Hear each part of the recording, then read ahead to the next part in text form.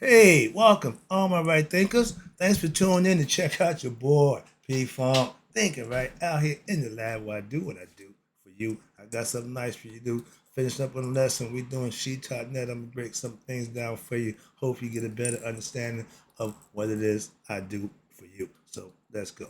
Rightism. 25 rules live by. Storytelling. Story with a message. There's a message in the story for life. I give life lessons. You tune in to receiving them. I appreciate you. We got a good thing going. Let's rock. Right Thinking Mission, and that's what I'm on, is to enlighten, inspire, educate, and motivate you, the individual, to a higher spiritual level of enlightenment. Right Thinkers Way of Life through mental and spiritual discipline practice daily will help and guide you to obtain your goal of spiritual enlightenment, aka know thyself. My mission is to get all right thinkers to know thyself with daily lessons to help you do just that. You're a right thinker. Your goal is to know thyself with the lessons, tune in I give you every day, make that possible. So I ask the question, do you know you? It's rhetorical, but if you don't have an answer for yourself, tune in. I can help you with that. That's what I do for you. A person who knows not and knows not that they know not is foolish. Disregard them. A person who knows not and knows that they know not is simple. You teach them. That's why I do what I do for you. Appreciate you too. Stay tuned. I got more for you. A person who knows not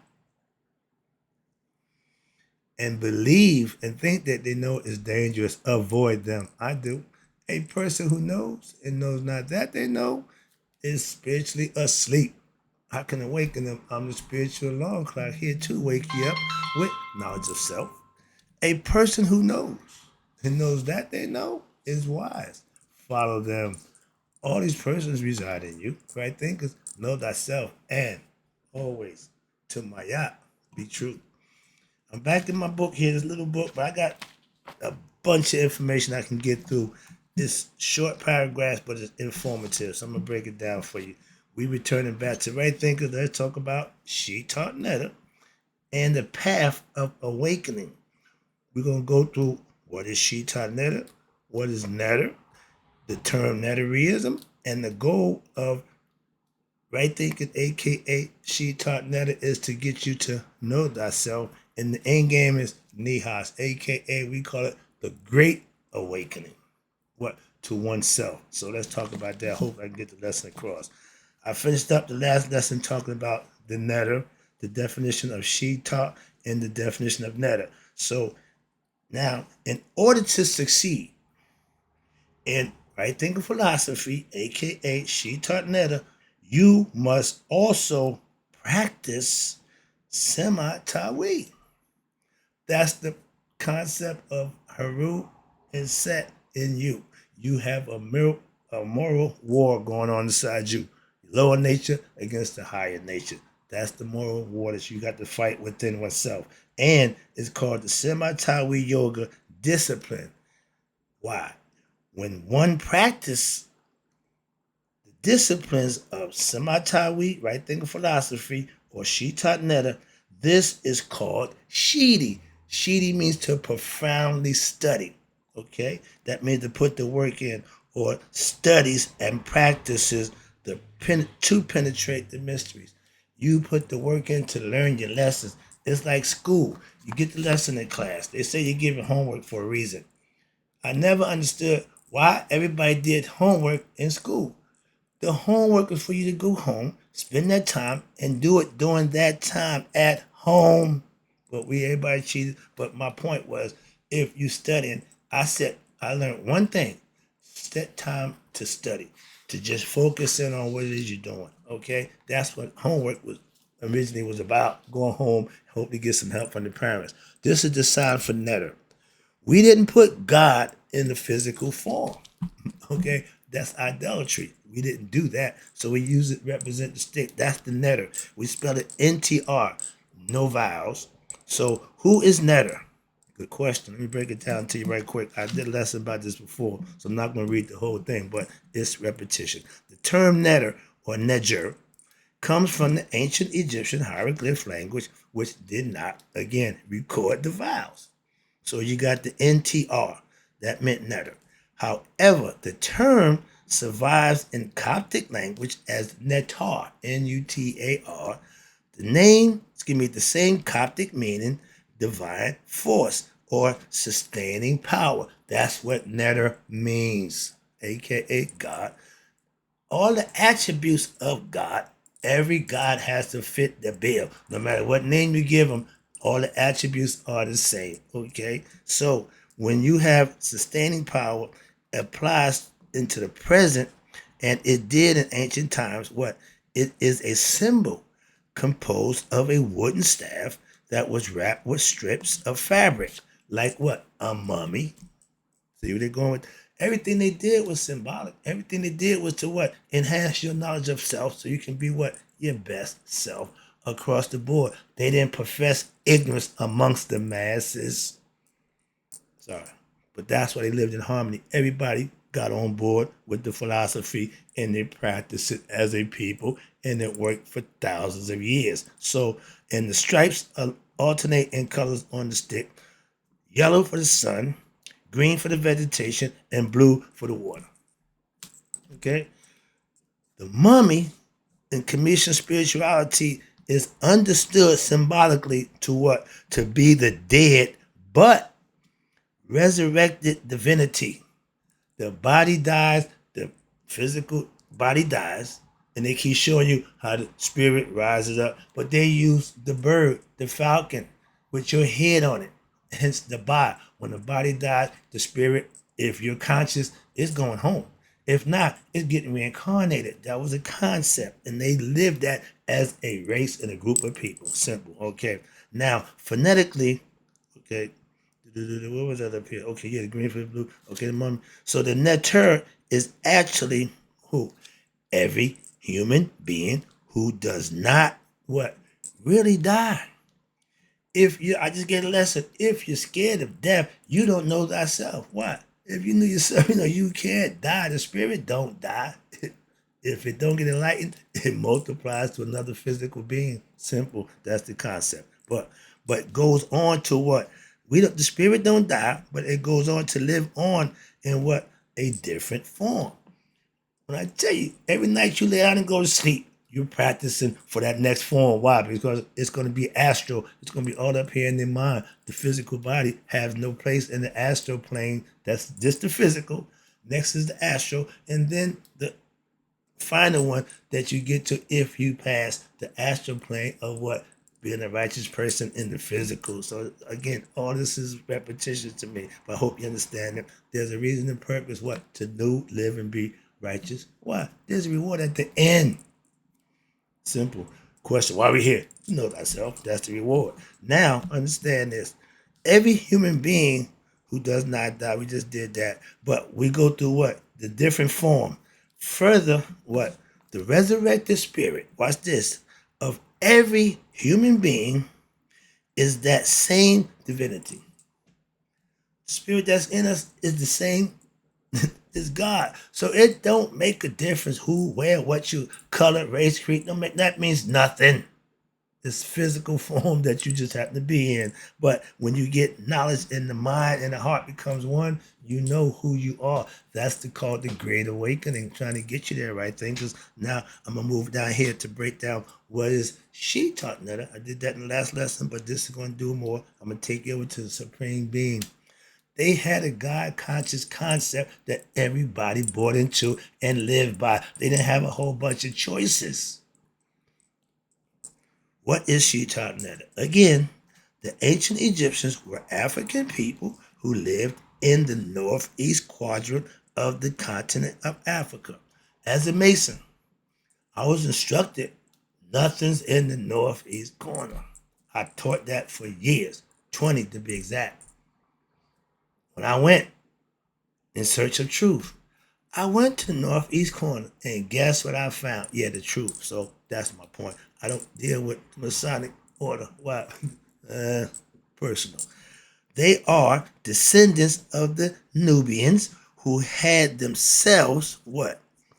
Originated from the further south into the heart of Africa at the Great Lakes region.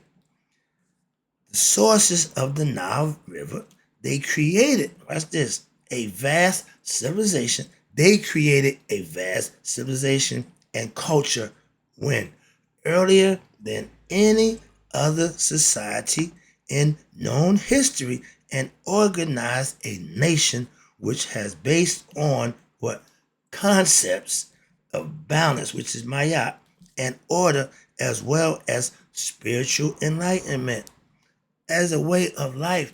Everybody wanted to make it to Asar in the afterlife, so they had to live a righteous life here. So they didn't have a whole bunch of crime, murder, all that nonsense. Why? It was living righteous. All that came into effect when what? The invaders came and brought all that in. Understand that. Now, spiritual enlightenment was the key to what? Getting to the afterlife. Learning, understanding how to live this life, and you did that. And when this life was over, you walked on into the next life. Unless you what? Remained egotistical and you did stuff that wasn't right, you wasn't going to the afterlife. Simple as that. Why? You didn't learn your lesson. The ego need to be controlled. These ancient Egyptian people called their land Kemet, and soon after developed what? A well-ordered society. They began to realize that what? The world is full of wonders, but this life is fleeting, and that there must be what? Something more to human existence than just getting fancy cars, getting rich and famous. No, dedicating yourself to something that's worthwhile. Why? Because when this is over, there's something else. That's the ticket that they live by. Okay, we got a whole bunch of nonsense, a whole bunch of distractions, but they wanted more than human existence. And watch this. They developed, again, a spiritual system, not a belief system, not a faith-based system, a spiritual system that were designed to do what? To allow all human beings to what? Understand the nature of this secret being we call God, who is in the essence of all creation. They knew that. They understood it. They practiced the philosophy to do just that. And they did it well, better than any civilization since. Everybody else copied. Still is. Let me show you how much they was into God. They called this system, they called this spiritual system, not a belief system, spirit system, that they call it Shaitan. Okay, understand that. And it means the hidden mystery of what? Nature. God shows us who he is through nature. The supreme being, aka the one I love. Everything is on the one. The supreme being, aka. Alright. Well, whatever name you call him, but whatever title you give him, he's still what? The supreme being. So let's talk about that right quick. Let's say I got a few minutes. The supreme being is the one. God is the father of beings. We all claim to be his children. He's the male aspect. Did you know that God had a female? Yeah, we know that too. Okay, right. We knew that, but they don't push the female. Why? Another lesson. But he had a mate. Well, y'all got. Right? We got the concept. We understood that. We know that where there's a male, there got to be the female. If there's going to be some reproduction, you need opposites. Hello? No matter what it is. So God is the father of beings. God is the eternal one. Again, all these is titles of God. So you call him Allah, Ishkabibu, Boo Boo, don't make a difference. They all have these qualities. The eternal one, the infinite, and endures forever. God is hidden. We know that. Amen. Y'all say amen at every prayer. And your boy talking about, it's no, it's meaning, all it means is the hidden one. Just like y'all claim this, no, amen means hidden. Why? That's what God is. Where? But the question is, where is he hidden? Once you find that out, that's the great awakening. Once you know thyself, you've woken up to who you are. Now you can go home in spirit and rejoice and rejoin with your maker. Get the concept? We just call it heaven and hell. Hell, we in hell. You gonna leave here. You ain't staying in hell forever. Why? This ain't eternal. This is an illusionary. Get the concept? Hopefully I got my point across. And let's talk about God. God is hidden, and no man knows God's form. So you can't say, nope, nope. No man has been able to seek out what? God's likeness. But yet they tell you he created man in what? His likeness. So we ain't got to seek that out. Why? We is him in the flesh, obviously.